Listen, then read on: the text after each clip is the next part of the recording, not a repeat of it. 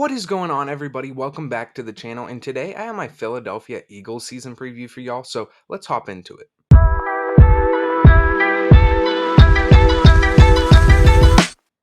So last year, the Eagles finished with a 14-3 record, which was good enough for first place in the NFC East as well as in first place for the NFC as a whole. They made it all the way to the Super Bowl where they sadly lost to the Chiefs 38-35 and what otherwise was a really good Super Bowl. They were so close, but they just fell short, which is really disappointing. So hopefully they can make it back to that point. They do have a really good roster, so making it back to the Super Bowl isn't so far out of the question for this Eagles team.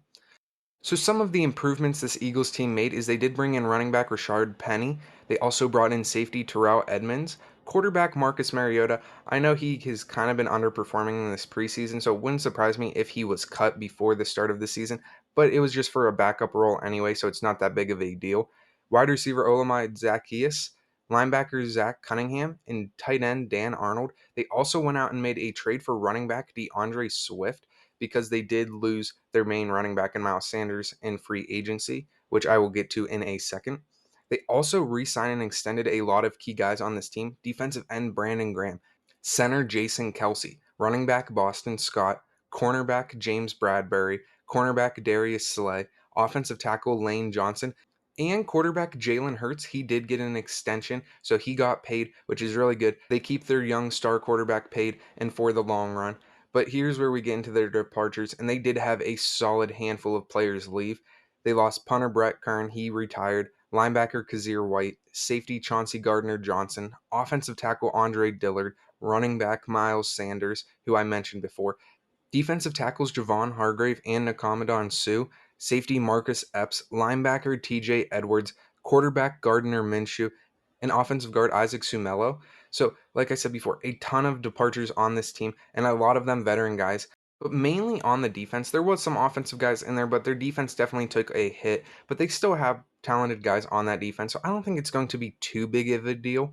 And they also did lose a few coaches, so they did have to make some coaching change. They got a new defensive coordinator in Sean Desai, and Brian Johnson was promoted to offensive coordinator. So the Eagles just opted to go with a guy already in the organization for the offensive coordinator role, which there is nothing wrong with that. And even with all those departures, the Eagles are still going to be competitive this year because they really had a good draft. With their first pick, they got defensive tackle Jalen Carter. Then they grabbed linebacker Nolan Smith. So two Georgia Bulldogs right off the gate. Carter was one of the top prospects in the thing, and he fell a little bit in the draft, and Philadelphia was able to grab him. Nolan Smith's going to be able to make an impact. Then they got offensive tackle Tyler Stern, then safety Sidney Brown, cornerback Keely Ringo, another Georgia Bulldog. So two guys in the secondary that could also come in and make an impact on this defense.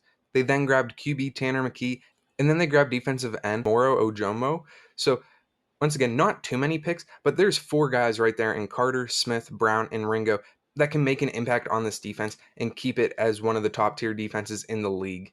So with all this in mind, let's move over to their schedule and my record prediction for the Eagles. In week 1, the Eagles travel to New England to take on the Patriots, and I'm not super high on the Patriots this year, and I think the Eagles are a much better team, so I think they get a relatively easy win right here in week 1 against the Patriots. Then at week 2, they're at home, a Thursday night football game against the Minnesota Vikings, and this I think will be a very good game. It could really go either way, but because it's in Philadelphia, it's a primetime game. These fans are going to be pumped. I think it could be a rough environment for Minnesota to come into, and Philadelphia gets a win against a really good opponent here in week 2. Then in week 3, they have a Monday night football game against the Tampa Bay Buccaneers, a team that I'm not super high on. That video should be out next week, so stay tuned for that. And I do think Philadelphia wins this one really easily. All right, then in week 4, they have their first of two matchups against the Commanders. And I know the Commanders beat the Eagles a year ago, but I think the Eagles will sweep the Commanders this year. So I'll give them the win right here in week 4, as well as down here in week 8. Then in week 5, they travel to LA. They take on the Rams. And I'm not super high on the Rams. And I think Philadelphia will also relatively easily win this game. And then week 6, they're on the road against the New York Jets, a team that I'm super not high on. If you've seen that video, you would know what I mean. If you haven't seen that video, go check it out. But I do think Philadelphia stomps the Jets right here. Then in week 7, they have another primetime game, a Sunday night football game against the Miami Dolphins. And this is at home, but I think this will be their first loss of the year. I think Miami is a good team.